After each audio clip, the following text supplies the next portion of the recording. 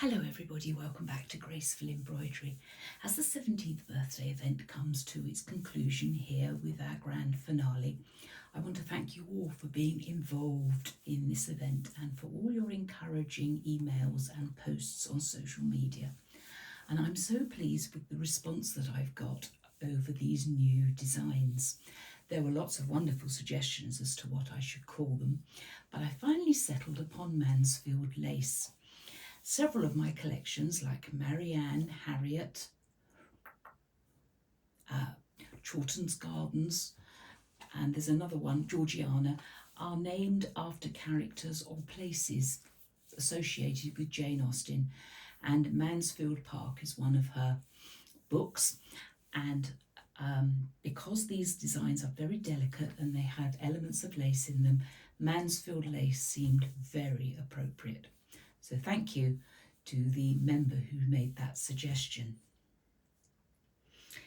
Today I will be sharing 14 exclusive new designs with you, and I'd like to explain a little bit more about the special ones. I'm not going to talk about all 14, but just some in particular.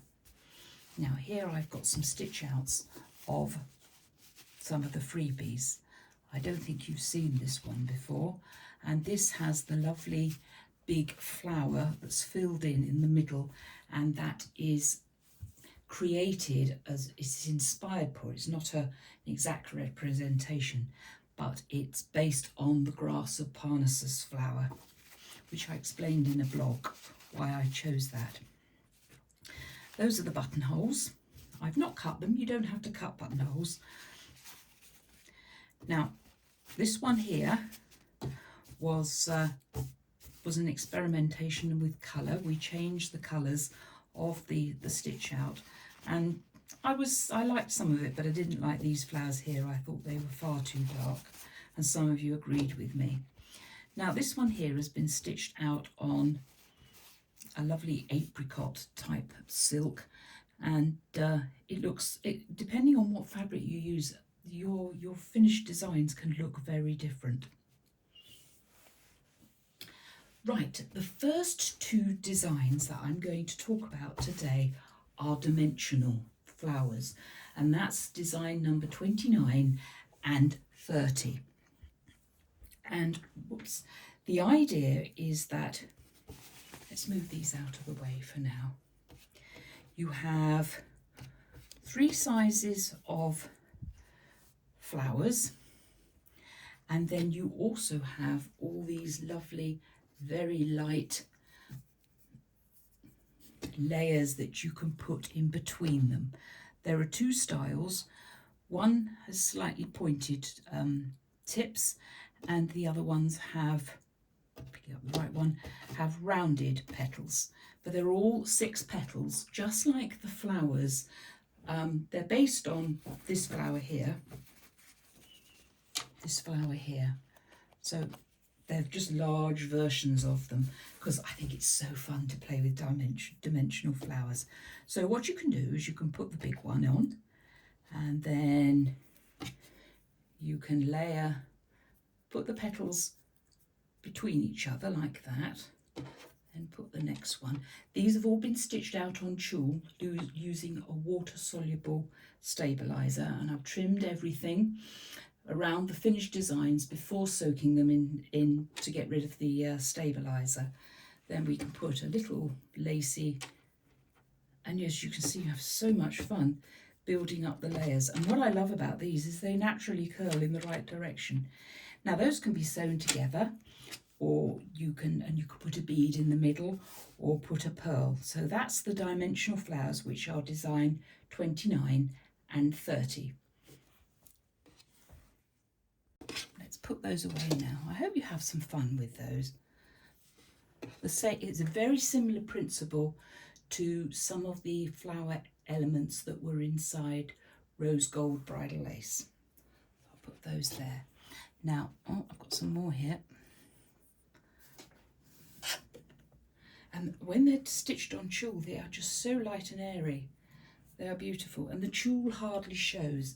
and you just cut round them so that there's a little bit of tulle protruding, and when they're washed you can trim them up. But as you can see, if a little bit, I'll put it over my hand, if a little bit of tulle is sticking out, it doesn't really matter.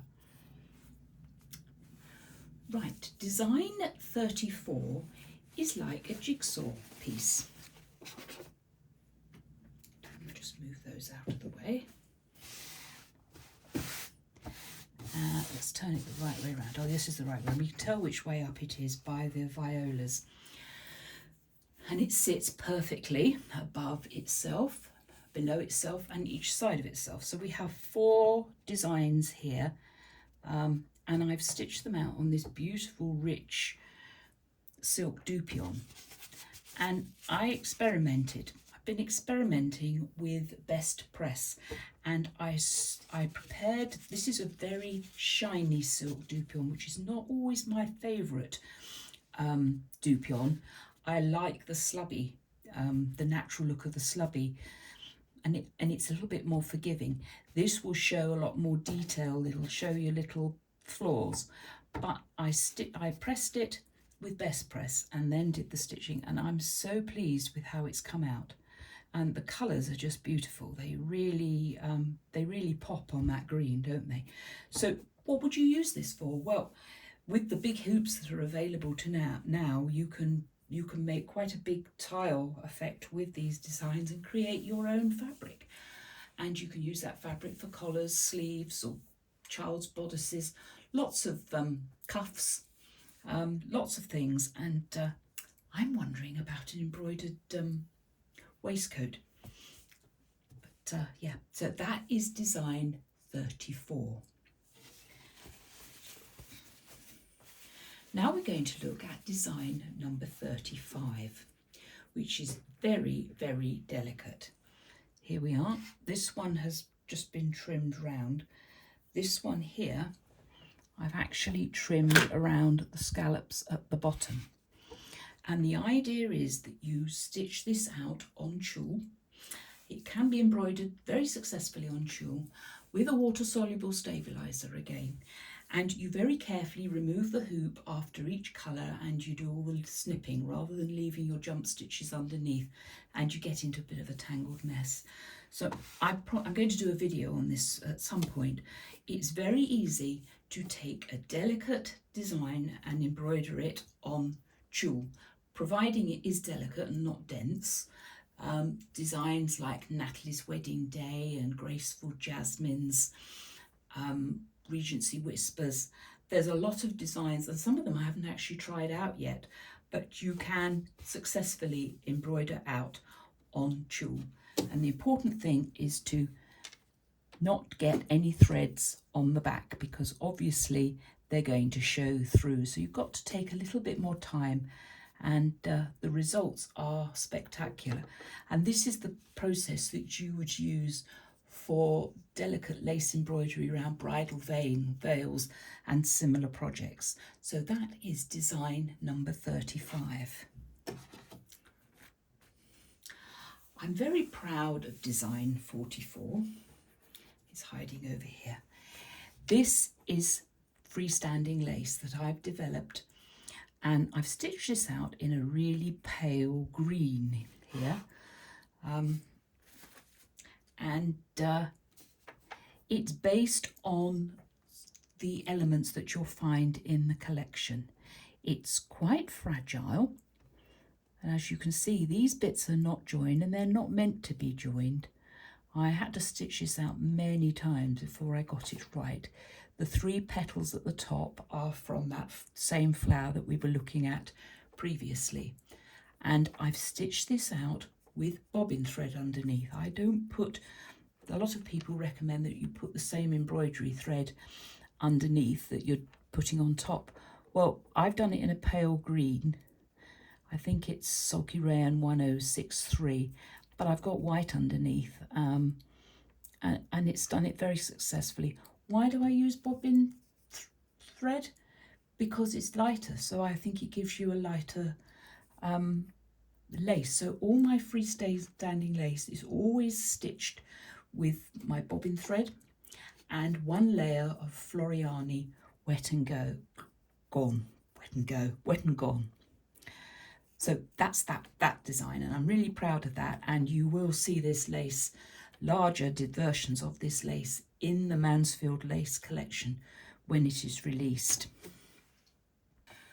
Right, so I've shown you all the designs apart from number 42, which is the quilt block that I created with the Hatch embroidery software the other day, and there's a YouTube video showing how I did that. And as promised, it is one of the grand finale designs. I've not had a chance to stitch it out yet, and I'm sorry about that. It's been a busy weekend with the website playing up, but I will be doing some embroidery quilt block videos in the near future and explaining how I like to do my embroidery for quilt blocks. So I've been working on the Mansfield Lace collection for a while now, and the 5 sets will be released later this year. And you can now preview some of the designs that you will find in the 5 sets of the Mansfield Lace collection. You can preview them.